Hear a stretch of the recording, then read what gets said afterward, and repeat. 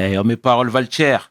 Salut à tous. J'espère que vous allez bien. Le chairman pour vous servir. Les Guzney m'appellent le chair, les Fimbi 500, mais les deux sont corrects anyway. Sarcel représentant, Sect Abdoulaye évidemment. Bienvenue sur WSLC, toujours ton émission qui rassemble et motive. Au fil des émissions, nous recevrons différentes personnalités qui viendront s'asseoir à ma table, nous parler de leurs échecs, mais surtout de leurs réussites. Alors Hugo, take a seat, non? We did it, Abdoulaye, we did it! PDG, let's get it! We hustle, baby.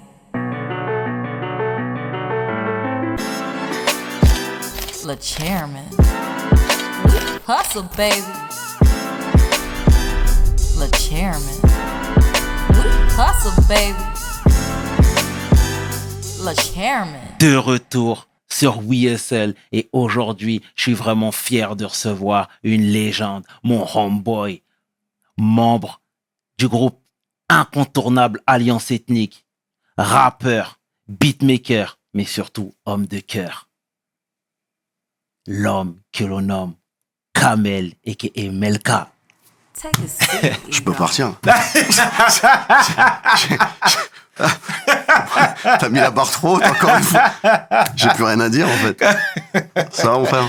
Au top mon frère, et toi? Tout va bien? Ouais, ça va, ouais. Ça me fait super plaisir de te recevoir. Moi aussi, frangin. franchement ça fait plaisir d'être là. Dis-moi, la tradition chez WSL veut que tu te présentes en quelques lignes s'il te plaît. J'ai Pour oublié celles ça. et ceux qui ne te connaissent pas, mais dis-moi le peu de personnes. Kamel, originaire de Creil, Plateau, RERD, tu connais. Absolument. 24 ans et pourquoi tu ris? Non, c'est pas bien, hein. Et fils de mes nobles parents et frère de mes nobles 3 frères. Et c'est tout ce qu'on a besoin pour la présentation, rien d'autre. Mais Ouais. c'est très bien, Ouais. c'est très bien, ça me va. Alors ici, on a l'habitude de retracer le parcours. Moi, je sais que tu viens de Creil, of course. Il ressemblait à quoi le jeune Kamel? Calme, très observateur, mais très ambitieux en même temps. Ouais, très calme et très passionné. Très passionné, baigné dans la musique très rapidement par mes grands frères qui avaient des collectionneurs de vinyles et compagnie. Donc, j'ai grandi dans la soul, j'ai grandi dans la funk, j'ai grandi dans la musique kabyle, j'ai grandi dans la musique traditionnelle égyptienne. Avec les voisins, on a grandi dans la musique sénégalaise. On a vu le mbalar.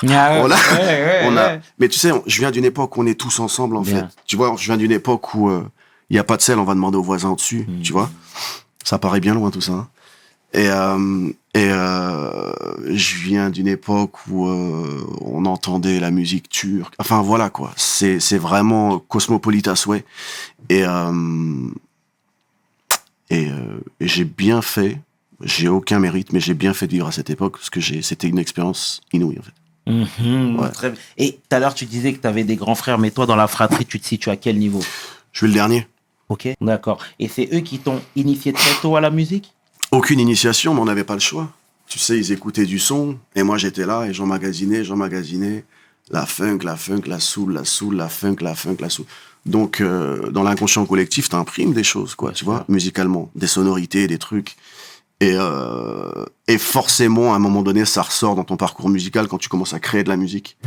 Et donc voilà, c'est comme ça que ça s'est fait, en fait. Très bien, très bien. Et à l'école, il était comment le jeune Melka? Mais il était au top, il était extraordinaire, non, je plaisante. À l'école, il était... En fait, moi, j'ai vite compris que le système scolaire ne définissait pas l'intelligence de l'individu, en fait. Je partage ton avis. Tu vois, ça définissait le cumul de connaissances. T'apprenais par cœur, je connais ça, mais pas l'intelligence intrinsèquement. Tu sais, moi, j'ai beaucoup été en Algérie, j'ai beaucoup été, comme je t'expliquais, même au Sénégal. J'ai vu des anciens qui savaient ni lire ni écrire, mais nous donnaient des leçons d'intelligence. Ça, pour moi, c'est l'intelligence au sens propre du terme. Et quand j'ai compris que c'était pas de l'intelligence, mais que c'était plus robotique, je me suis vite mis en retrait et je m'assurais d'avoir la moyenne, en fait. Mais j'avais la moyenne sans travailler, en fait. Parce que je foutais rien, juste j'écoutais. Et puis voilà. Mais le système en lui-même ne me convenait pas. J'étais pas, je me sentais pas à ma place. Bon, j'ai continué, mais voilà. T'avais des facilités? Ouais, j'avais des facilités parce que je pense que des facilités d'écoute, tu vois. Je me suis toujours dit que si t'étais attentif pendant les cours, t'avais pas besoin de faire tes devoirs, en fait. Si t'emmagasines et tout, en fait. Ça a été vrai jusqu'à une certaine époque, et puis après j'ai déconnecté parce que ça m'intéressait pas. D'accord. Et je suis obligé de te parler de ça, Kamel, parce que tu disais que, voilà, t'as baigné dans cet univers musical-là avec différentes sonorités, etc. Mais y a-t-il des artistes qui t'ont donné quand même l'envie de, Rap? entre autres? Bah, moi, je viens d'une génération où, bah, forcément, tu vois, c'était un peu les débuts, moi, j'étais très, rap américain, j'écoutais pas de rap français, en fait. Et, mes références de rap américain, alors très vite, ça a été, Cool J, après, ça a été Rakim, et puis après, c'était tout le mouvement Native Tongue, quoi. Tribe Called Quest, De La Soul, Jungle Brothers, Common, tout ça. J'ai eu la chance de travailler avec tous ces gens-là, donc c'était mission accomplie pour moi. Et, après, en français, moi, les premiers qui vraiment j'ai trouvé ça vraiment exceptionnel, c'était Assassin, le premier maxi. Tu vois. Moi, je pars du principe que Solo, pour moi, c'est la première star dans le rap français. Il a amené trop de choses, le mec. Tu vois. Et puis après, Assassin, son solo, bah, j'ai déconnecté parce que c'était plus la même direction. Puis même Squat j'ai toujours kiffé avec Solo. Et puis la seconde claque que je me suis pris, c'est l'album concept d'IAM. Ça a été révolutionnaire dans le bon sens du terme. Et puis c'est marrant parce que pas trop loin de cette époque, un peu après, j'étais descendu à Marseille pour 2-3 jours. Je suis resté 4 semaines. Et puis en fait, on était avec IAM le soir. Et puis voilà, on rappait, on freestylait. Et c'était vraiment une bonne époque. Et puis après, je suis retourné dans mon rap américain. J'ai vraiment pas grandi avec le rap français. Ouais. Mais ça se voyait. Parce qu'au niveau du style vestimentaire, même, t'étais très à la page. Ouais. Tu vois ce que je veux dire? Nous-mêmes, je te dis ça, c'est qu'en tant que jeune Sarcellois, on avait aussi les yeux rivés vers les US, tu vois. Je te dis ça, mais moi, c'était beaucoup plus tard, hein, clairement. Bien sûr. Mais, encore une fois, je te rejoins quand tu dis ça, et ça se voyait même. Mais, tu sais, tes comparses d'Alliance Ethnique, tu les as connus dans quelles circonstances, toi? Bah, en fait, ce qui s'est passé avec Alliance Ethnique, c'est qu'Alliance Ethnique, à la base, c'est un groupe de Creil, tout court. Il y avait moi, il y avait DJ Romu et DJ Moussaï, paix à son âme. D'ailleurs, c'est lui qui avait trouvé le nom d'Alliance Ethnique. Et puis après, la formation s'est élargie pour finir avec moi, Guts et Crazy B. D'accord? Donc, d'abord, moi, Guts et Romu, après moi, Guts, et après, Guts a ramené Crazy B. Donc, on a commencé à travailler ensemble. Et après, par la suite, on avait déjà commencé à faire des concerts à 3.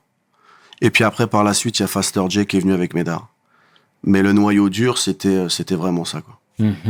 Et comment se passait la cohabitation? Je veux dire, au départ, encore une fois, parce que c'était, je suppose, très récréatif. Toi, tu aimais bien la culture US, tu aimais bien rapper, t'exercer, etc. Là, il y avait tes homeboys qui étaient avec toi dans cette même aventure. Comment ça se passait?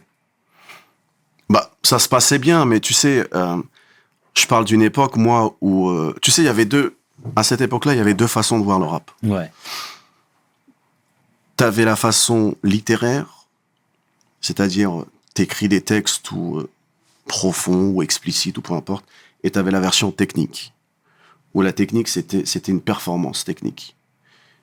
Et moi, j'étais technique, en fait. Très vite, je me suis orienté vers le fast style, qui était en mode de spi. Et c'est ce qui nous a fait exploser, en fait. Parce que voilà, il y avait pas, et puis c'était, on a, cette performance technique nous a amené à un niveau très vite et très haut. Je te parle de l'underground, là. Et très vite et très haut, où les gens parlaient de nous très rapidement sur Paris. Je te parle d'une époque où on appelait ça le mouvement. Et les gens du mouvement parlaient très vite de nous. Comme quoi, il y a un rebeu, tac, tac. Des fois, il parlait de moi, j'étais à côté. Il n'y a pas de réseaux sociaux, on savait pas qui c'était, en fait. Tu vois? Bien sûr, bien sûr. Des fois, il parlait de moi, j'étais à côté. À l'époque où on allait au Hall, la Place Carrée, la Fontaine et tout ça. Ouais. Et j'ai eu des discussions avec des mecs qui parlaient de moi et j'étais à côté. c'est genre, ah non, mais il y a un rebeu, mais il est abusé. Et donc, donc dans l'underground, on a vraiment, on peut facilement dire qu'on a fumé ça sans aucun problème. Et au point où comment dirais-je, où on commençait à faire des concerts sans avoir de disques, sans rien. Je me souviens d'un concert, on en parlait justement avec Driver il y a pas longtemps, d'un concert à l'Erotica, à Pigalle, où c'était un concert d'Alliance Ethnique. On n'avait pas de maison de disques, on n'avait rien, juste sur le buzz en fait, juste sur ce que les gens disaient. Mais il y avait tout le rap français. Tout le rap français. On est en quelle année, là? 91 peut-être, ouais, je sais pas, je sais plus. Mais et c'était quelque chose de et donc on a amené un peu une vibe, tu vois. Mais il y a un autre groupe dont on parle pas assez qui a amené une énorme vibe, qui a énormément influencé le rap français à cette époque-là, c'est Ragasonic. Et avec Big Red et Daddy Mori. Il faut rendre à César ce qu'il y a à César. Après, on a beaucoup tourné ensemble parce qu'on était en fast aussi, tu vois, on rappait rapidement. Mais Ragasonic a énormément influencé à cette époque-là. Maury et Big Red, c'est pas du respect, c'est maximum respect. Et c'est un groupe qui, moi, qui était d'ailleurs anciennement Rapsonic avec Crazy B. Tu vois? Ok. Mais ouais, voilà, on parle souvent des mêmes groupes en termes d'influence, mais il y a une époque où où Ragasonic a eu énormément d'influence dans le mouvement rap, en fait, lui-même. Et puis après, bon, vas-y, je vais te laisser poser des questions. On adore ça ici. On adore ça. Non, c'est très bien, c'est très bien. Et voilà, t'étais en train d'écumer le bitume, écumer les scènes. Je dis tu, mais en réalité, c'est vous, hein, avec tes comparses, etc. Ouais. Comment sont venues les premières approches? Je pense au Major, notamment. Bah, déjà, on va reprendre depuis le début. Bien sûr. Parce que pour faire des morceaux, il faut passer du temps ensemble. C'est pas à toi que je vais apprendre la ligne D. J'habite à Creil. Je faisais tout seul. Je prenais le train de 14h14 à Creil pour aller jusqu'à Boulogne, Marcel Samba, rue d'Anjou, pour aller chez Guts. Et avec Guts, à deux, on écoutait des samples. Et dès qu'il y avait un sample qui était bien, boum, on faisait le morceau. Et on écrivait, et on écrivait, et on écrivait, et on écrivait. Et c'est comme ça qu'on a été prêt à faire des concerts assez rapidement. Et je me souviens que Guts m'a dit, tiens, ce serait bien que Crazy B vienne dans le groupe. Crazy B était venu nous voir à un concert à Meaux. Je crois que c'était à Meaux. Et tout de suite, il a validé. Et puis, on a commencé à travailler à trois, en fait. D'accord? Et donc, à partir de là, ça a été, je te dis, c'était un fort buzz, hein. Alliance Ethnique, à l'époque, je te parle avant la signature des maisons de disques. Dans l'underground, c'était assez sérieux.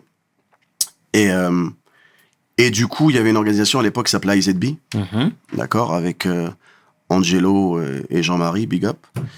Et un jour, ils nous disent, on avait tellement de buzz, sans aucun deal, est-ce que vous voulez faire la première partie de Naughty by Nature?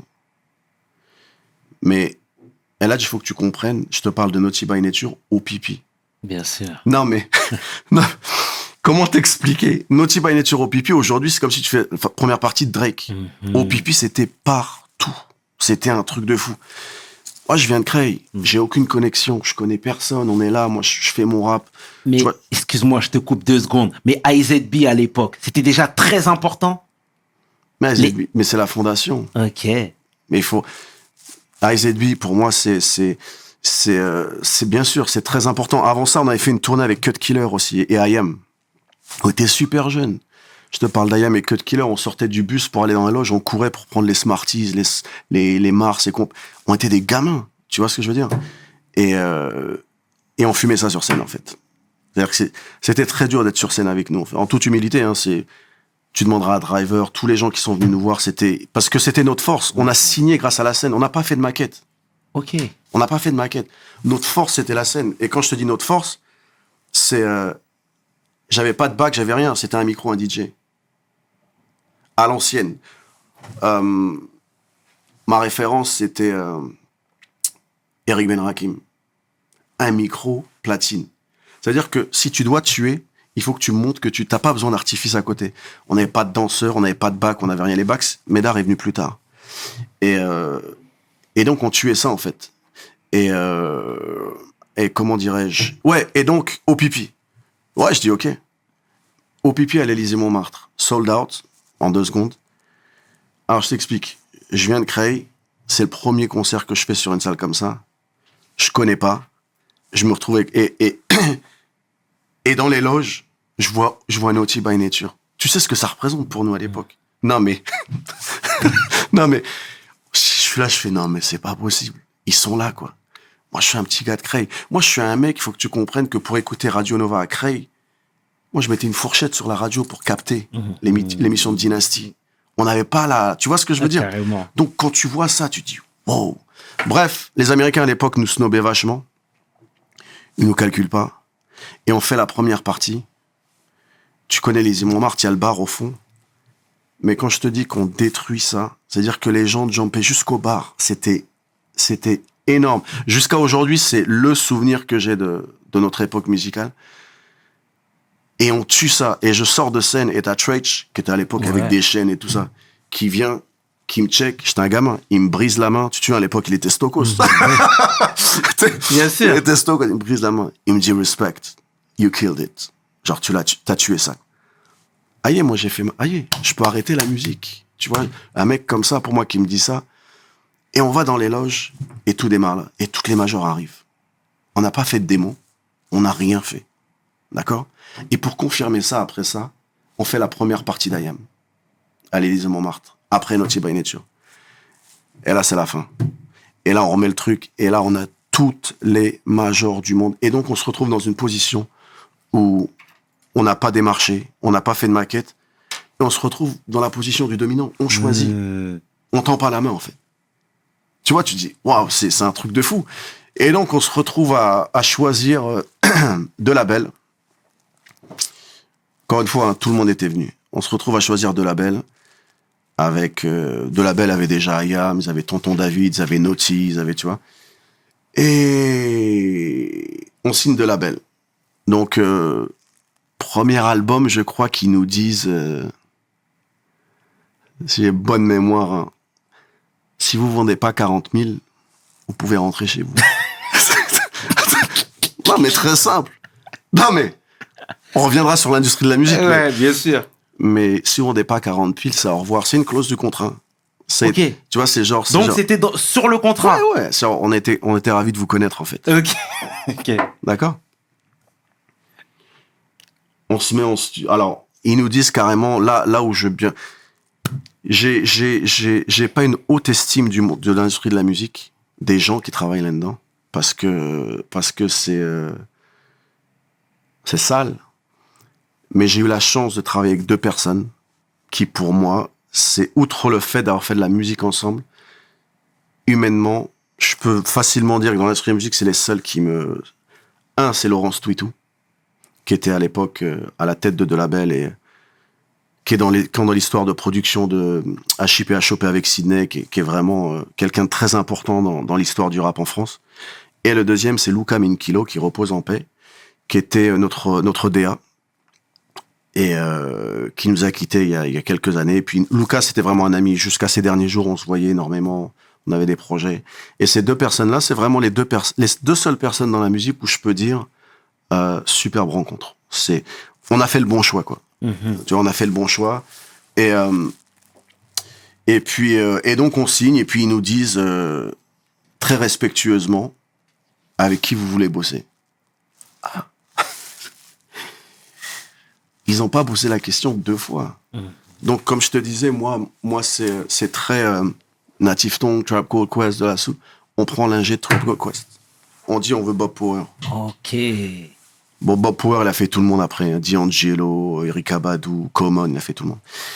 On dit on veut Bob Power. En se disant ça, on le demande, mais on sait que c'est pas possible. D'accord? On se dit c'est légende, quoi, le mec, tu vois. Ils nous disent c'est bon, on l'a. Bon, là, tu comprends qu'on te met dans les conditions pour comment dirais-je, pour travailler bien. Et quand on a commencé à travailler l'album, on s'est vite rendu compte que le style qui nous a amené à faire parler de nous, à faire le buzz, qui était le fast en fait, ça allait pas le faire au niveau du grand public. Parce qu'on est début 90, rap, zéro. Sur les ondes et tout ça, zéro. Et quand je parle fast, pour ceux qui se souviennent, je parle de Twista, qui était à l'époque Tonk Twista, son premier maxi, de Fushninken, de Daddy Freddy, de tout ça en fait. Et c'était vraiment trop spécialisé. Et donc on bosse sur un concept. Et moi, c'est là où je te dis, où je reviens, je me dis, il faut qu'il y ait de la funk, quoi. C'est la base, c'est la fondation. Tu vois, Donc, c'est ton idée. C'est l'idée, tout le monde. On peut se le dire. Non. Non. Non. Kamel. Non. On peut se le dire, frère. Toi, tu veux les ennuis?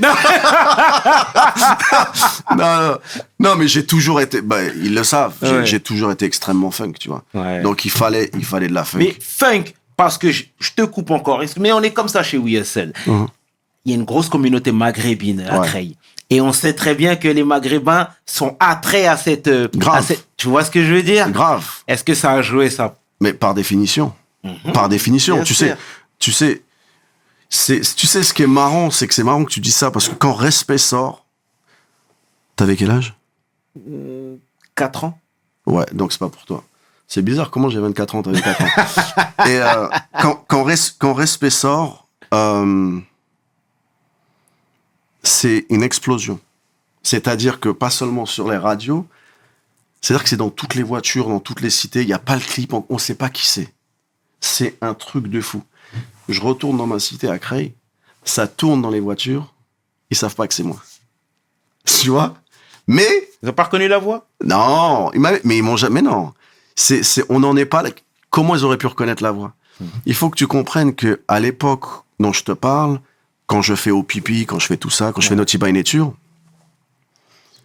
on est un groupuscule à Creil. On a un groupuscule. On est, allez, une quinzaine de personnes. On nous appelle les Zoulous.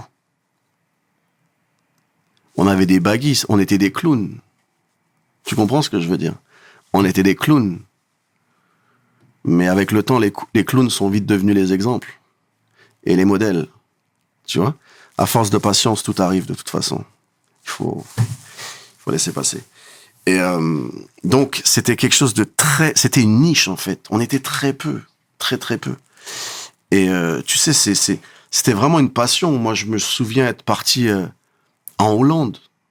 En Hollande pour un concert. Avec Cher de Get Busy, avec Angelo. Il y avait Romu, il y avait Ziker. Pour aller voir Rakim, la légende, qui a jamais joué en France. J'ai été en Hollande juste pour ça. Tu sais, on était des passionnés. C'était vraiment un truc très particulier. Et c'est très beau ce que tu dis. C'est très beau. Mais parallèlement à tout ça, parce que tu sais, là, tu rentrais dans le monde professionnel. C'était quoi la réaction des parents? Parce que tu sais, encore une fois, c'était tout nouveau tout ça. C'était, comment dire, le rap était un mouvement, mais qui venait de voir le jour presque. On savait pas qu'on pouvait faire de l'argent avec le rap à l'époque. Ok. Donc ça pouvait pas être une ambition. Tu vois ce que je veux dire? Absolument. Mais comment toi justement t'as pu obtenir l'aval des parents? Eh ben moi j'étais à la fac d'Amiens. Je faisais du droit à Amiens. Et quand je signe, je suis toujours à la fac en fait. D'accord? Et ma mère me dit tu peux pas arrêter, c'est de la musique. Mais néanmoins, j'ai eu la chance d'avoir une mère qui a toujours respecté la créativité artistique en fait. Tu vois? Et je lui ai dit, écoute, je continue l'école, je viens de signer, 1 an. Si la musique, ça marche pas, je continue. Si ça marche, j'arrête. Elle me dit, ok, pas de problème. C'est vrai que sans son accord, je te dis franchement, je l'aurais pas fait. Parce que c'était comme ça, c'était la patronne, en fait. Tu vois. Et donc, je signe en septembre.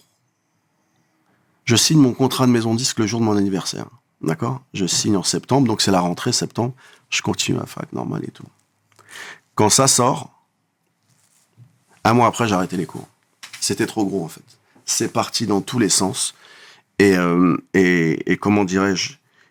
Et encore une fois, aujourd'hui, quand quelqu'un sort un disque, ils savent qu'il y a moyen de faire beaucoup d'argent avec la musique. Ils le savent. C'est une réelle industrie. Aujourd'hui, c'est établi. À l'époque, on ne sait pas. À l'époque, on ne sait pas. Tu vois, qui est-ce qui a vraiment fait de l'argent à l'époque? Il y a Solar. Mais c'était le début, c'était un. Tu vois? Donc, on n'y croyait pas. Par contre, la performance, c'était de pouvoir faire ce qu'on aime. Et là, pour ça, il n'y avait pas de prix, en fait. Mais Kamel, tu sais, je rebondis sur quelque chose que tu as dit qui est très intéressant. Tu as dit qu'un mois après ton entrée à la fac, Ouais. tu as été contraint d'arrêter. Ouais. Mais tu sais, moi, quand je parle avec Un les mois gens... après la sortie du disque. Pardon, Ouais, ouais. rectification, un Ouais. mois après la sortie du morceau, qui était un raz-de-marée. Hein. Ouais. Moi, j'étais tout jeune, mais la mélodie, je la Ouais, connaissais, etc. Donc, tout le temps, les personnes me disent que l'argent de la musique, ils la percevaient un an après. Bah, ça dépend. C'était ton cas? Ouais, plus ou moins. De toute façon, c'est pas de l'instantané dans la musique. C'est clair et net. Tu Ouais. touches pas ton argent tout de suite. Mhm. Mais on n'attendait pas, parce que c'est pas qu'on n'y croyait pas, mais c'était pas notre motivation première. Il nous donnait la capacité. Tu te rends compte qu'on a fait un clip. Alors ça, on en reparlera encore, le clip. Comme dit Driver, c'est le clip funky le plus Kaira qui a existé. Tu vois? Ouais. C'est le clip, c'est encore une autre histoire. Mais ouais, on vivait notre truc. Moi, quand j'ai reçu mon premier chèque, tu sais, on recevait par courrier. Ma maman m'a dit de me ramener le chèque à la maison de disques. J'ai dit pourquoi? J'ai dit parce qu'ils se sont trompés. Tu vois? Ils se sont trompés. Il y a trop de zéros, ils se sont trompés. Non, mais et donc, qu'est-ce que j'ai fait? J'ai pris le chèque, je suis retourné. Ils m'ont dit non, c'est bon. Et tu sais, tu vas comprendre. Moi, mon père était ouvrier. Hein. Il y a une forme d'indécence à faire de la musique comme ça quand t'as des parents qui... Tu comprends ce que je veux dire? Absolument. Et j'étais mal à l'aise, en fait. J'ai rien fait. Je vis ma passion. Et tu ramènes tes parents, ils feront jamais ce montant. Même toute une vie, ils le feront pas. Et je trouve qu'il y a une forme d'indécence dans les montants qu'il y a. Je crache pas dedans. Hein. Mais, tu sais, de là où je viens, on a appris à vivre, avec très peu d'argent. On a appris à vivre avec très peu d'argent, mais on n'a pas appris à vivre avec beaucoup d'argent. On n'a pas les codes. On n'a pas le mode d'emploi. Qu'est-ce que tu fais quand tu as beaucoup d'argent? On ne sait pas. Ça n'est jamais arrivé. Dans nos cités, la chose commune, c'est des gens modestes, voire plus que modestes. Donc, on n'a pas les codes quand il y a beaucoup d'argent. Ceci étant dit, dans la gestion de l'argent, si j'avais pas eu mes parents, bon, je serais foutu. Donc voilà, il y avait une forme d'indécence dans l'argent que je gagnais. Et puis après, bon, pour être complètement honnête avec toi, on s'y fait à cette indécence. Hein. Mais tu vois? après, moi, si je peux te reprendre, c'est pas de l'argent que t'as volé. Non. Tu vois ce que je veux dire? Non. Donc, encore une fois, moi, je peux comprendre qu'avec le recul, voilà, tu sois beaucoup plus mesuré Oui, sur tout ça, oui. clairement. Mais encore une fois, il faut pas que tu te mettes à mal en disant qu'il y a une forme d'indécence. Non, non.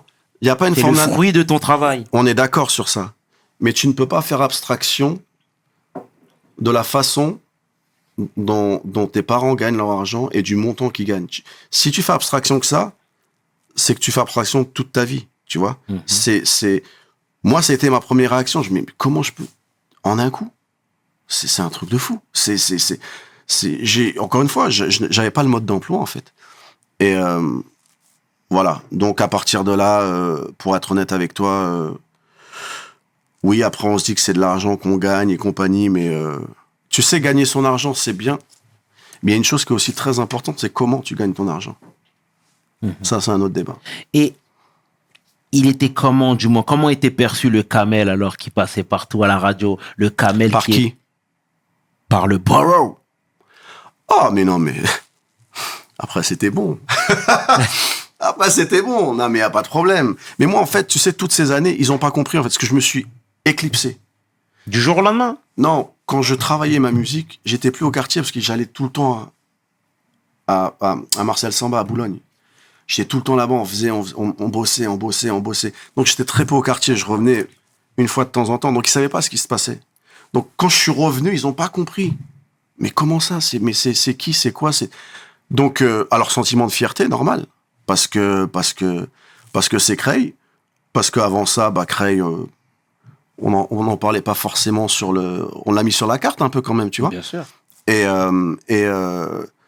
donc, non, sentiment de fierté, positif, pas de problème. Et au sein même du groupe, parce que clairement qu'on se le dise, quand on parle avec aujourd'hui les passionnés de rap et qu'on leur parle d'Alain Setnik, c'est ton nom qui sort en tête. Qu'on se le dise. No disrespect. Non. Mais qu'on se le dise. Et comment c'était avec tes collègues finalement? Moi, ce que je voulais, c'était l'équité parfaite. L'équité parfaite, ça veut dire en fait ne jamais faire d'interview seul. Toujours avoir des membres du groupe. On allait en concert, tout le monde touchait la même chose. Je voulais pas toucher plus que les autres. Tu vois? Et ça, c'était mon intention. Après, tu ne contrôles pas le regard des gens. Après, si c'est moi qui ressors, c'est moi qui ressors, mais c'est loin d'être l'intention, parce que nous, on a toujours tout fait pour, justement, ne jamais apparaître seul, et même au niveau financier, se dire, tu sais quoi, on est ensemble, on touche tous pareil.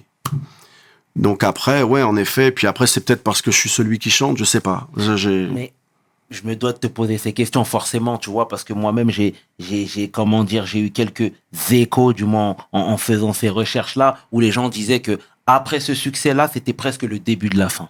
Arrête-moi si je me trompe, frérot, mais... Je t'ai pas arrêté.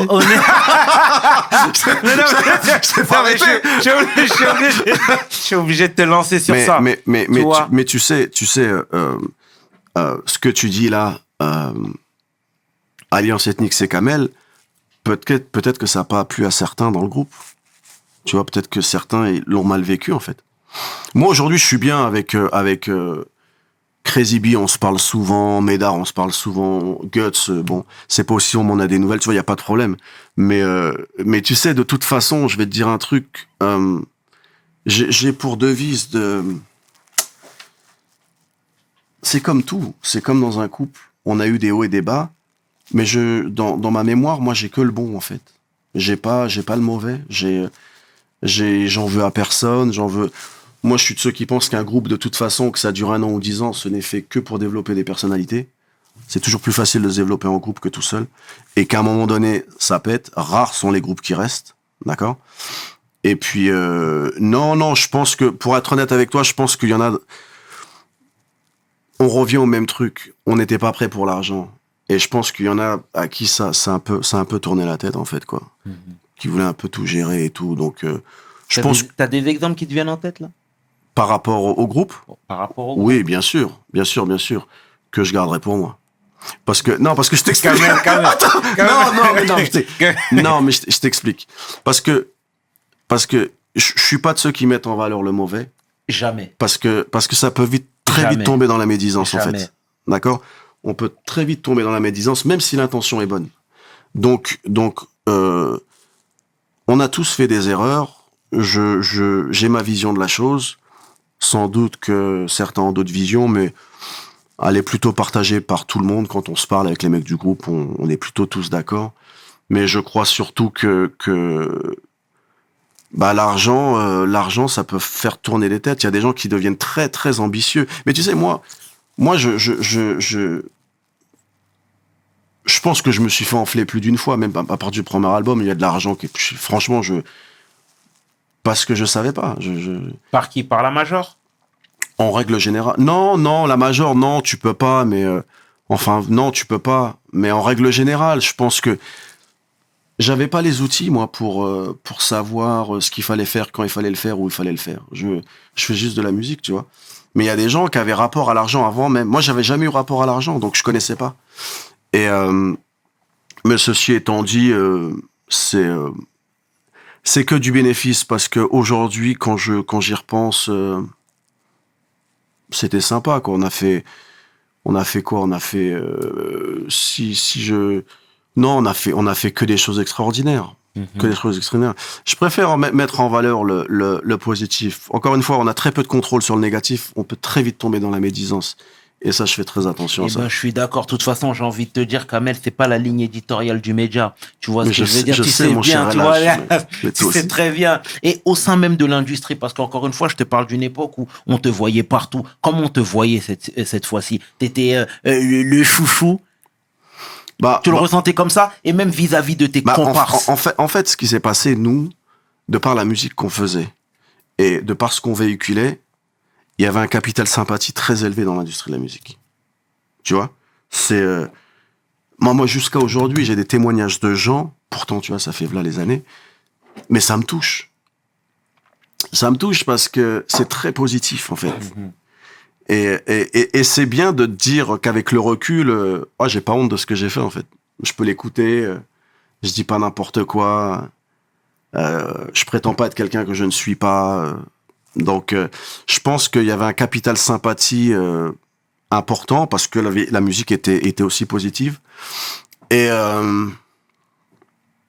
ouais, et puis après tous ces victoires de la musique, nominé aux MTV Awards, jouer aux États-Unis, jouer en Afrique, jouer partout quoi. C'était vraiment c'était assez impressionnant. Mais ouais. Et par rapport même à tes collègues, tes comparses, je veux dire dans le milieu du rap, hein, comment ils te voyaient, comment ils vous voyaient? Parce que tu sais très bien, à l'époque, hein, en entendant certains échos, les gens disaient que le rap commercial, c'était presque une insulte. Non, mais c'était une insulte, mais à partir du moment où il y a une transaction financière, Ouais. c'est du rap commercial. Mhm. Si tu veux pas que ton rap soit commercial, tu le donnes, tu le vends pas. Bien sûr. Si la transaction, c'est commercial. Mais- Les gens, la vraie question, est-ce que ce qui les gênait, c'était le fait qu'il y ait une transaction commerciale, qu'on vende notre musique, ou ce qui gênait, c'était le succès qu'on générait? C'est ça la vraie question. Avec du recul, on peut facilement se poser la question. Tu vois? Et moi, je pense que, tu sais, le propre de l'être humain, c'est l'imperfection. On n'est pas parfait. Et l'une de ces imperfections, c'est l'envie. Tu vois? C'est l'envie. C'est quelque chose d'humain. On n'a rien inventé. Il y a l'envie, et ça peut toucher n'importe qui. Mais moi, quand on tournait on faisait nos tournées, on générait tellement de positif. Mais on faisait des salles combles, Du coup, tu te dis, tu fais ta musique pour eux, pas pour les gens. Parce que peut-être que les gens, sur 10 personnes qui te disent oui, mais blablabla, blablabla, demain, tu leur dis, prends la place de Kamel, parce que Kamel, il dégage. Ils sont là à 6h du matin pour prendre la place à Kamel, tu vois? Donc, il y a pas de mal. Je crois que l'envie, c'est un sentiment humain et que j'ai jamais fait attention à ça, encore une fois. J'ai toujours fait attention aux gens. Comme on avait un gros succès, donc il y avait beaucoup de gens qui nous aimaient. S'il y a beaucoup de gens qui nous aimaient, la moindre des choses, c'est de leur rendre du respect et de l'attention et de s'occuper d'eux. Bien. Et pas de s'occuper des 2-3 pèlerins qui racontent leur vie, en fait. Et c'est très bien. Et tu vois, Kamel, aujourd'hui, on voit un homme éveillé. Moi, visiblement, tu l'as toujours été, hein. Mes sources me l'ont indiqué. Mais Ah, t'as des sources en ouais, plus. j'ai un petit peu, un petit peu. Mais voilà, plus sérieusement, c'est que tu sais, tu rappais, mais tu faisais aussi du beatmaking. Ouais. Je sais que l'entrepreneuriat t'a parlé même très tôt. Ouais. Tu voulais te diversifier, Ouais, etc. Déjà, raconte-moi et raconte-nous même, s'il te plaît, ce que t'as fait parallèlement à ton activité de rappeur. Tu parles au niveau musical? Pas que. Ce que j'ai fait, à l'époque, c'était simplement basé sur la musique, en fait. Hein. J'ai travaillé avec d'autres artistes. Je me suis mis au beatmaking très tôt parce que j'avais des idées qu'il fallait matérialiser et qu'à un moment donné, on n'a jamais mieux servi que par soi-même. Et je sentais que j'avais la capacité de. J'étais pas en train de satisfaire mon ego en disant il faut que je fasse du beatmaking. Je savais ce que ça nécessitait de faire du beatmaking parce qu'en étant avec Guts, j'ai vu. Et c'était une super école parce que c'est un super programmateur. Et je me suis dit, je peux le faire. Parce qu'en fait, ce qu'il faut savoir, c'est que j'étais la partie lyricale d'Alliance Ethnique. Avec Guts, je dormais carrément chez lui. Donc, tu vois, souvent, c'était qu'est-ce que tu penses de sample, tac, tac. On attaquait les morceaux, j'écrivais, tac, tac, on faisait les trucs. Et Crazy B, c'était la partie scratch quand il y avait des scratchs. Et puis après, Faster J, il était sur scène avec nous. Faster J, d'ailleurs, qui avait aussi une très grosse culture funk. Et donc, je me suis dit, voilà, il faut que je fasse mes trucs, il faut que je m'essaye. Donc après, j'ai bossé avec d'autres artistes, j'ai carrément signé en solo, j'ai carrément produit, réalisé mon album solo tout seul, chez moi. Pour moi, ça, c'est la base de l'entrepreneuriat, c'est de se servir soi-même. Et puis après, ça a continué. Mais moi, le problème, c'est que j'ai eu Un éveil assez particulier, c'est que l'industrie de la musique m'a très vite dégoûté, en fait. Parce que il y a trop de... Comment on pourrait dire ça? C'est comme quand tu visites une maison que tu vas acheter. Il y a des vis cachées, en fait. Tu te dis, elle est super et tout. Non, mais en fait, elle est pas super. Tu vois pas ce qu'il y a derrière les murs. Il y a trop de vis cachées. Donc, je me suis très vite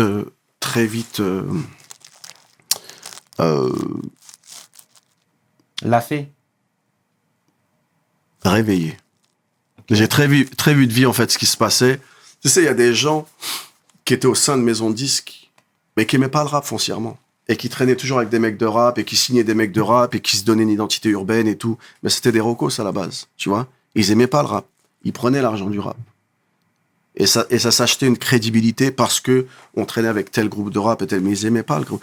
Et quand j'ai réalisé tout ça, c'est pour ça que je te dis que Laurence Twitou et Luca Minkilo, c'est vraiment les deux seuls où je peux dire, c'est des vrais, quoi. Tu vois, c'est juste des vrais, et ça m'a un peu dégoûté, en fait, tout ça. Ça m'a un peu dégoûté. Après, j'ai compris les affaires de copinage. Après, j'ai compris trop de choses, et ça m'a plus intéressé, en fait. Et est-ce que dans cette industrie, c'est difficile de pérenniser une amitié? Quelle amitié? De manière générale, avec tes comparses, avec tes... Et il n'y a pas d'amitié. Tu vois ce que je veux dire? Mais il n'y a pas d'amitié. Comment tu peux pérenniser une amitié qui est basée sur... où la fondation est financière? Il faut que la fondation soit humaine pour quelque chose qui ait un réel échange entre deux personnes. Si la fondation, c'est l'argent, c'est aléatoire. L'argent, ça va, ça vient. Donc ça veut dire que ton amitié, ça va être aussi aléatoire que ça. Il n'y a pas d'amitié dans la musique. Attention. Excuse-moi. Dans les artistes, il y a des gens, jusqu'à aujourd'hui, on se parle. Parce que je suis nouveau sur Instagram, mais j'ai Instagram.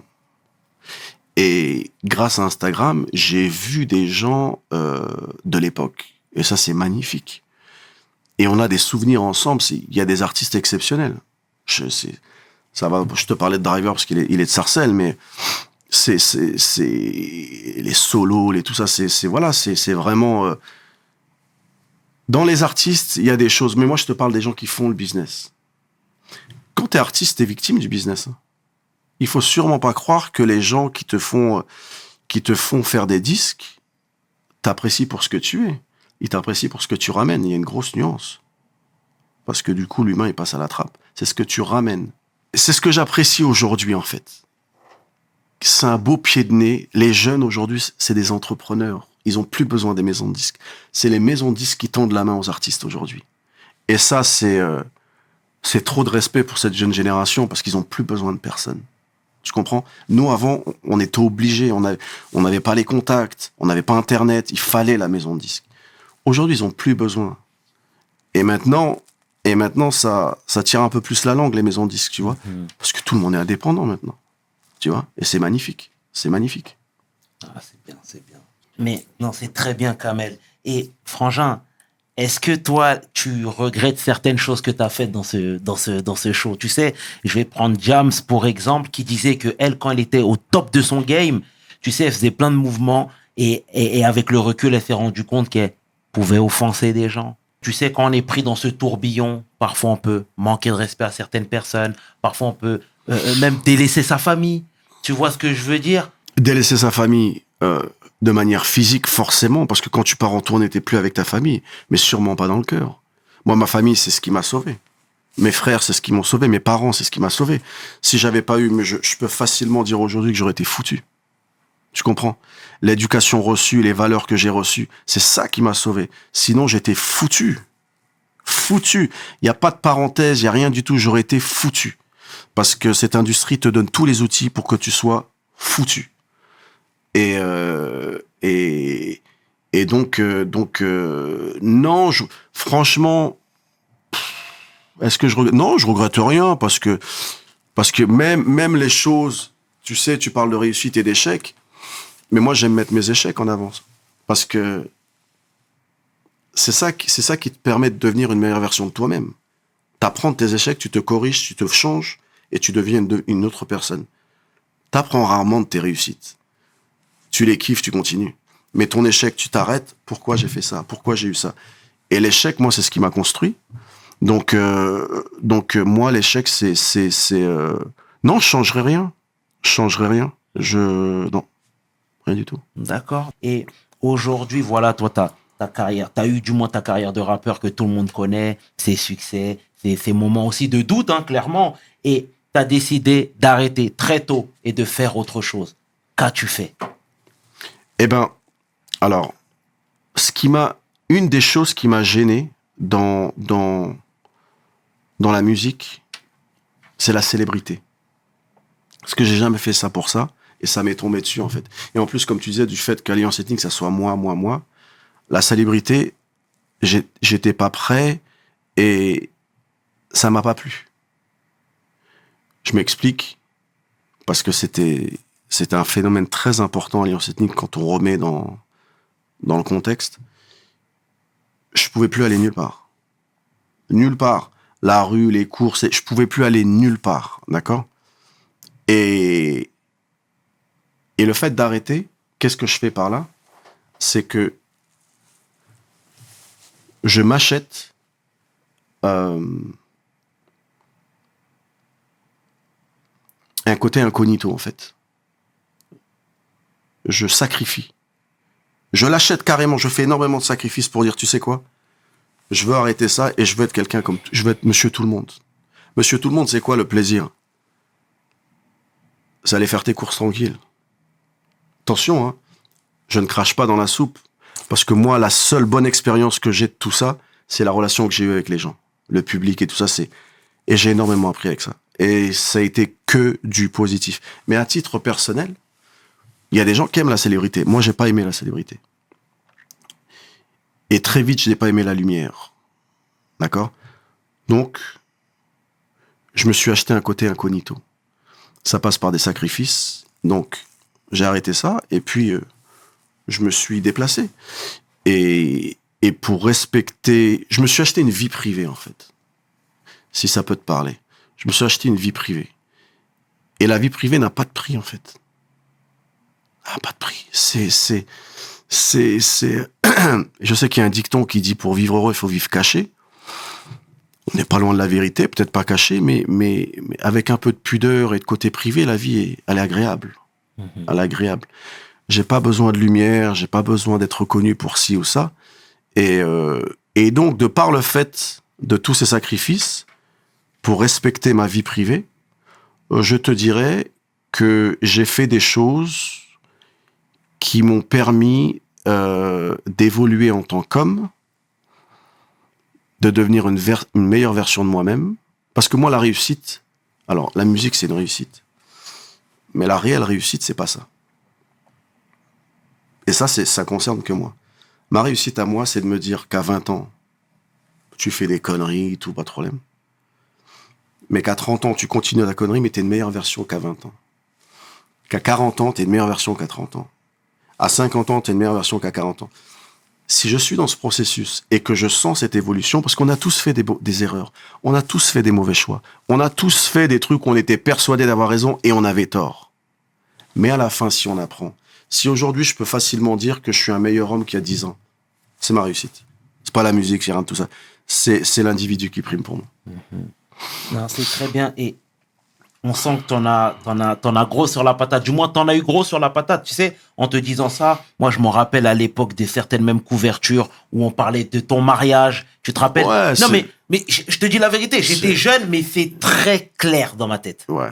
Ça n'a jamais été mon but. Mais justement, avec le recul, c'est ce que je suis en train de te dire. Ouais. Dans la mesure où, voilà, on a jeté en pâture. T'étais un petit peu la coqueluche, un petit peu. Tu vois ce que je veux dire? Et est-ce que tout ça, là, c'était too much pour toi? J'ai jamais fait les choses pour être sous la lumière, j'ai jamais fait les choses pour être sous les couvertures, bien au contraire. J'ai tout fait pour qu'il n'y ait pas de couverture, pour qu'il n'y ait pas de ceci, pour qu'il n'y ait pas de cela. Bon, malheureusement, voilà, c'est les choses de la vie. Exact. Des fois, tu fais confiance à des gens auxquels il faut pas, et c'est comme ça. Mais non, on n'a jamais fait ça. Même à l'époque, même elle ne voulait pas ça, donc c'était pas la démarche, mais c'est sûrement pas un mode de vie qui moi me correspond. Tu vois, encore une fois, je sais que pour certains artistes c'est dur d'être sous la lumière et du jour au lendemain de l'éteindre. Moi, je me suis levé et je l'ai éteint tout seul. Tu vois, c'est parce que c'est ce que j'aime, c'est ce que je préfère. Comment dirais-je, je crois en la simplicité de la vie et je crois pas que le bonheur de la vie passe par énormément d'argent. Parce que j'ai eu énormément d'argent, c'est pas désagréable, mais je suis plus heureux maintenant. Donc, ça veut bien dire que tout est dans l'équilibre, en fait. Si t'as assez pour faire ce que tu veux faire, Alhamdoulilah, c'est tout ce que tu veux. T'as pas besoin de chercher midi 14h. Il y a bien longtemps que je ne poursuis plus l'argent aussi.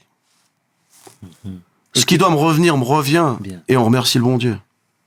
Belle parole, mon frère. Merci pour ces mots déjà dans un premier temps. Et puis deuxièmement, comment t'as fait pour débrancher la prise? C'est pas facile, hein. C'est pas facile, hein. C'est pas facile parce que t'es dans un milieu où t'es quelqu'un d'extraordinaire, où tout ce que tu dis est magnifique, où t'es là-haut. Mais t'es faussement là-haut. Parce qu'il faut s'accorder le droit à l'erreur. C'est pas parce que t'es artiste que t'as raison sur tout ce que tu dis ou tout ce que tu fais. Mais tu génères tellement d'argent. Tu sais, l'argent, c'est le nerf de la guerre. Bien sûr. À partir du moment où il y a de l'argent, il y a le pouvoir. Quand il y a le pouvoir, t'as raison. C'est toi qui as les clés. Donc, c'est une analyse qui est faussée, en fait. Et pour débrancher ça, la première étape, c'est de changer d'environnement. Les gens. J'en veux même pas aux gens avec qui j'ai pu avoir des moments côtoyés et qui m'ont justement où ça s'est mal passé. Même si c'est de leur faute. Je leur en veux même pas. Parce que la vraie faute, c'est moi. Tu leur en veux pas aujourd'hui? Ouais, non. Je leur en veux pas. Ouais. Je leur en veux pas. Parce que l'erreur, si moi demain, Elad, je te dis, on est potes. Je dis, putain, Elad, il est cool. Je vais le côtoyer. On fait des trucs. Tu me l'as fait à l'envers. Je peux pas t'en vouloir. Je t'ai ouvert la porte. C'est moi qui est derrière la porte. Si je t'avais pas ouvert la porte, tu serais jamais venu. Je t'aurais pas laissé la liberté de faire ce que t'as à faire. Donc, je me remets moi en question au lieu de tout déverser sur les gens. C'est la facilité, ça. Lui, il est pas bien, lui, ça, lui, ça. Lui, c'est lui. C'est toi et tes actions. Tu peux rien faire d'autre. C'est toi et tes actions. Lui, c'est lui. Corrige-toi, toi. Tu vois? Et donc, c'est à moi de corriger, c'est à moi d'apprendre de mes erreurs, encore une fois, et de plus côtoyer le même genre de personnes, et de me dire que voilà. Donc, la première étape, c'est l'environnement. Après, il faut être aussi sincère. T'es dans un confort, hein. T'es dans un confort financier, puis tout ce qu'il y a autour, quoi. Donc, se déconnecter de ça, c'est pas facile aussi. Tu vois, c'est pas facile. Mais, c'est faisable. C'est faisable. Et t'es parti où, toi? C'est-à-dire? J'ai cru comprendre, que t'étais à New York. Ouais, New York, mais toujours revenu en France, parce que ma famille est en France, donc c'est un peu des allers-retours. Mais quand tu pars à New York, quand moi je pars à New York, je m'achète cette vie privée. Tu comprends ce que je veux dire? On revient toujours au même truc, où tu te dis, j'ai pas besoin qu'on m'apprécie parce que je suis Kamel Alliance Ethnique. Et si on m'appréciait parce que je faisais quelque chose de bien en tant qu'être humain et que, tu vois ce que je veux dire? Donc, quand je vais là-bas, pour la période où je vais là-bas, je m'achète cette vie privée, pareil. Et je reviens ici parce que là, voilà, la France, c'est quand même le pays où je suis né, où j'ai grandi, j'ai ma famille, donc c'est la base quand même. C'est la base quand même. On monte, on descend, on va où on veut, on revient quand même, tu vois. Absolument, absolument. Et aujourd'hui, toi-même, tu es papa? Ah non? Tu es pas papa? Non, non. D'accord. Non, je déconne. Ouais, non, je voulais fausser tes sources. Depuis tout à l'heure, t'es trop chaud. C'était trop chaud, papa. J'ai dit, merde, c'est trop chaud, le mec. C'est comme ça. Je t'ai dit non, tu t'es décomposé. Il dit, ah bon? Non, il a renié. Et puis, voilà, tu es papa aujourd'hui. comment tu avertis ton fils du moins où tu le mets en garde, pardon, sur le monde qui l'entoure, le monde qui nous entoure. Tu vois ce que je veux dire? De par ton expérience, de par tes connaissances. Bah, aujourd'hui, il a un âge où on peut discuter, et on discute beaucoup. Il a quel âge? Il va faire 18 ans. Ok. Donc, on discute beaucoup, et j'ai la chance d'avoir un fils qui est à l'écoute, et qui est intelligent, et je peux avoir carrément des discussions sérieuses avec lui. Alors, bien sûr, quand je lui fais part de mon expérience, et un peu de la fiction, parce que c'est une époque qu'il connaît pas. Donc, j'essaye d'imager au maximum pour lui faire comprendre et d'y mettre des parallèles avec l'époque dans laquelle on vit. Mais bien sûr, je lui explique, surtout le monde de la musique, parce que les jeunes sont très attachés à la musique maintenant. C'est pire que nous avant. Il y a peut-être pas les mêmes points d'attache, mais c'est très particulier. Donc ouais, j'ai des discussions normales, tranquilles, et puis après, je pense que tu sais, c'est comme nous quand on était jeunes, on nous a prévenu de choses. C'est comme si je te dis, quand on est petit, attention, si tu touches à ce verre-là, je vais te mettre une gifle. Tu vois? Non, attends, on est en 2022, je peux pas dire ça. Je vais te mettre une tapette sur la main. Tu vois? L'enfant va te dire oui, mais il va le toucher. Il va réaliser l'impact de la tapette quand il va se la prendre. Donc je pense que jeunesse, il faut que jeunesse se fasse et que lui aussi il tombe un peu, puis qu'il se relève tout seul. Tu peux pas mettre dans un cocon comme ça, prévenir de tout et tout. Il faut qu'il se fasse aussi un peu tout seul. Moi, j'essaye de parler avec lui sur les grands axes. Après, c'est important que lui développe sa personnalité seul, quoi, qui il est. Je fais pas de transfert sur moi, je suis ça, je veux qu'il soit ça. Non, je suis pas dans ce délire-là, en fait. Aujourd'hui, je suppose qu'il est avec toi aux US. Non, il est en France. Il est ici, lui? Ouais, D'accord. il vient tout le temps, mais... Ok, des allers-retours, ouais. d'accord, très bien. Et moi, je veux savoir, tu sais, parce que quand on était petit, moins maintenant, mais on avait toujours les gros yeux quand on nous parlait des États-Unis. Pourquoi? Parce qu'il y avait beaucoup plus de facilité pour entreprendre. C'est toujours le cas. C'est toujours le cas? C'est toujours le cas. Tu sais, moi, je vais t'expliquer. Alors, je sais qu'en France, on a une vision des États-Unis un peu particulière, mais... Idyllique par moment. Ouais, idyllique. Moins maintenant, mais je pense que... Si je dois te prendre un exemple, être musulman en France et être musulman aux États-Unis, il n'y a pas photo. T'es 1000 fois mieux aux États-Unis. Ok. On te respecte mieux en tant que tel. Si je dois prendre un truc un peu qui soit clair et tranchant, voilà. Et ça, pour moi, c'est quelque chose de très important. Tu te rends compte, quand on respecte ta spiritualité, ça veut dire qu'on te respecte en tant qu'individu, en tant qu'être humain. C'est la base. C'est la base. Tu vois, moi, j'entends des choses, des fois, des politiques ici. Waouh, ça fait peur quand même. Je sais pas, moi, ça fait très peur. Très, très peur. Moi, je viens d'une époque où non seulement on respecte le musulman, mais on respecte le juif, on respecte le chrétien, on respecte l'athée, et puis on vit ensemble. En plus, toi, tu viens de Sarcelles. Exact. Tu connais, il y a une forte communauté juive, mais on a Bien tous sûr. vécu ensemble. Bien sûr. Moi, les meilleurs amis de la famille de mes parents, c'était des juifs d'Algérie, et puis il y avait des Maghrébins, puis il y a des Africains, mais aujourd'hui, j'ai l'impression, qu'à l'époque, on vivait ensemble naturellement. Aujourd'hui, il faut apprendre à vivre ensemble. Tu vois? Et apprendre à vivre ensemble, c'est mauvais. Parce que tu perds du temps. Et on peut te mettre sur le mauvais chemin. Moi, je crois qu'il y a eu un vrai travail de diviser pour mieux régner. Je te parle des communautés, hein.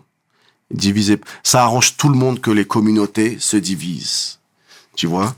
Et je vais même aller plus loin, même au niveau du Maghreb, ça arrange tout le monde, par exemple, quand le petit conflit entre le Maroc et l'Algérie, il n'y a pas de conflit, frère. Il n'y a pas de conflit, c'est des frères. Coupe du monde, je suis marocain. Tu montes, tu descends, je m'en fous de ce que tu dis. Tu comprends? Je ne vais pas tomber dans ta démagogie et ta tactique.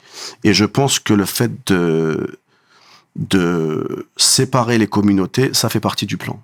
C'est ma vision des choses. Moi, tu sais, je viens d'une époque où...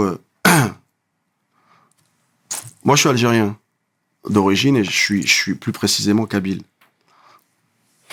Je peux très bien être fier de mes origines, fier de ce que je suis, fier de mon équipe nationale, sans rabaisser mon frère. Depuis quand t'as besoin de rabaisser quelqu'un pour t'élever toi? Non, c'est pas comme ça.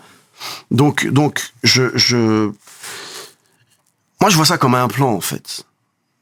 Comme un plan. Et pour être fier de ce que je suis, j'ai pas besoin de dire que je suis mieux que toi. Ou j'ai pas besoin de dire que ce que tu dis, c'est pas bien.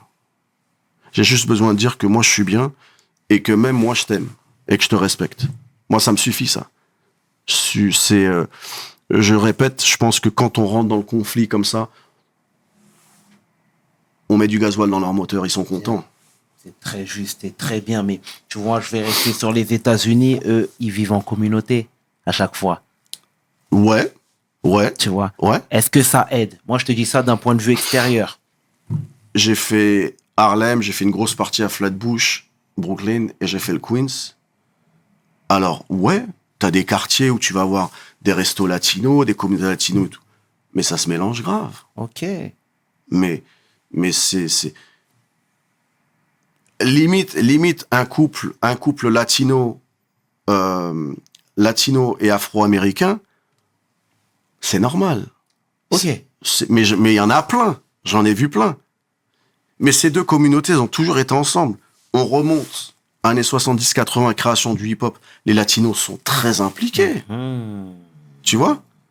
Très impliqués. Il y a énormément de latinos qui font partie de l'histoire du hip-hop.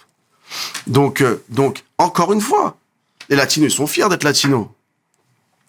La communauté afro-américaine, elle est fière d'être afro-américaine. Absolument. Mais t'as pas besoin de rabaisser ton frère. Jamais. Moi, c'est ça que j'arrive pas à comprendre. Jamais.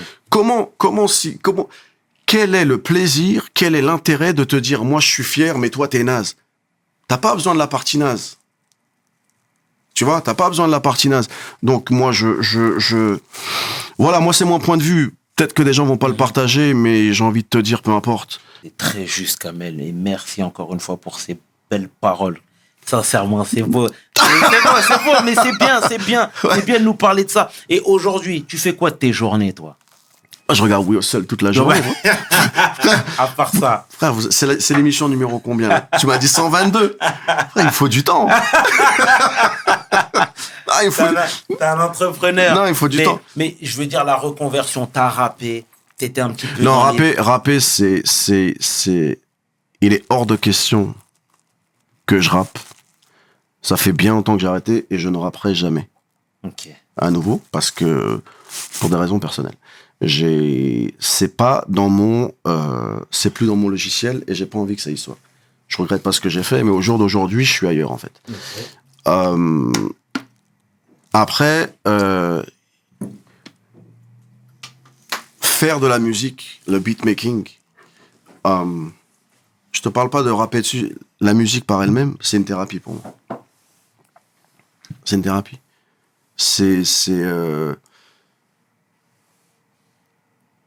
Je fais des morceaux et ça me fait du bien, en fait. Tu vois, c'est une thérapie. Et voilà, j'en suis là. Mais j'ai eu... tu sais, je vais te faire une confidence. T'aimes quand on dit ça? Bien sûr. Ouais. Je vais te faire une confidence. Quand on a repris contact avec Crazy B et Médard, dans l'engouement, on a parlé à des gens pour faire des concerts. Et quand j'ai parlé à ces gens, ils m'ont replongé sur ce que je ne voulais plus. Leurs discours, les trucs. Et moi, je me suis rendu compte qu'en fait, j'étais dans cette discussion plus par le côté affectif de mes partenaires que moi, l'envie de faire. Okay. Et je ne peux pas me retrouver sur scène aujourd'hui. Je suis pas dans cet état d'esprit. C'est pas dans mes codes. Ce n'est plus dans mes codes.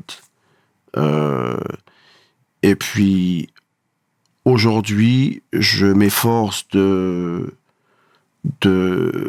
travailler sur ma personne, de devenir une meilleure version de moi-même, parce qu'à la fin de la journée, c'est ça qui compte, et aussi de m'investir dans l'humanitaire. Oh, c'est beau. Ouais.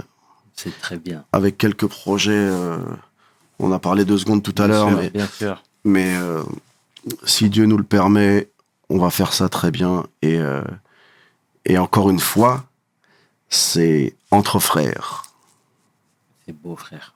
C'est beau. Ouais, avec tout ce que ça comporte. Bien Frère sûr. avec S. Tu vois, c'est entre frères, comme ça doit l'être. Je pense que c'est important, hein, parce que c'est vrai ce que tu dis. Tout à l'heure, tu as dit quoi? Tu as dit, il y a de plus en plus de conflits ethniques, c'est ça que tu as dit? Bien sûr, c'est ce que j'ai dit. Il est important de connaître l'histoire de ses ancêtres, d'être fier de ses ancêtres, et de passer le flambeau aux jeunes générations sur nos ancêtres. Tout à fait. C'est d'accord. très important.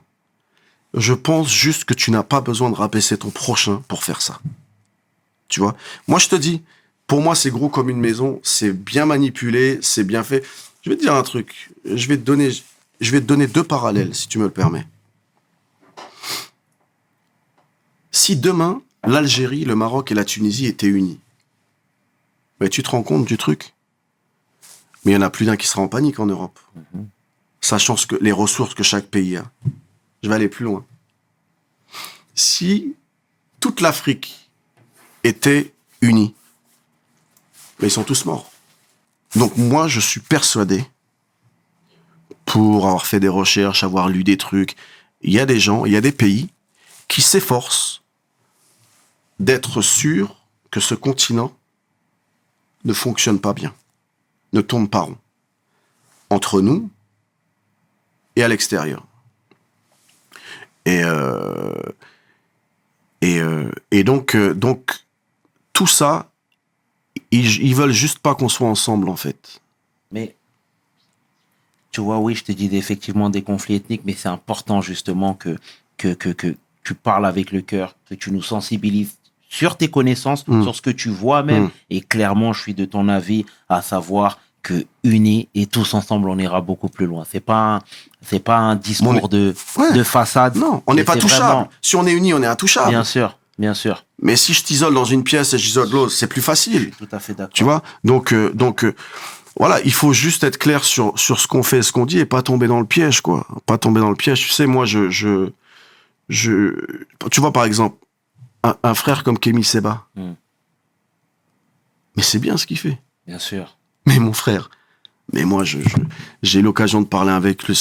Mais c'est bien. Bien sûr. Mais on supporte.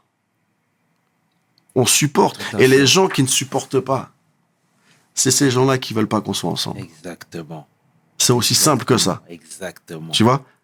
Et les gens qui disent oui, mais c'est pas... Si, c'est notre cause.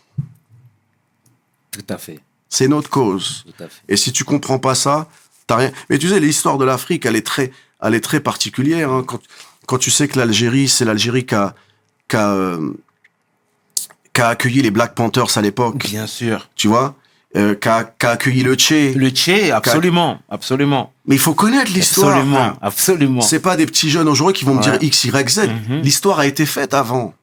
Tu comprends ce que je veux dire? Mais oui, il faut connaître. Et quand on connaît, on se rabaisse un peu. En tout cas, Kamel, sincèrement, hein, au nom de toute l'équipe de WeHustle, nous te remercions pour ces belles paroles. Clairement, ce cœur, hein, franchement, qui te livre. C'est moi qui te remercie parce que j'avais eu l'occasion de te féliciter sur ton émission parce que je trouve qu'encore une fois, je le dis, tu fais preuve de bienveillance et ça, c'est rare. Hein? Et comme on dit chez nous, que Dieu te donne plus, Inch'Allah. Encore plus. Merci, mon frère. En tout cas, ça me touche énormément. Oui. On est là. Tu mets la barre haute avec les lunettes, frère.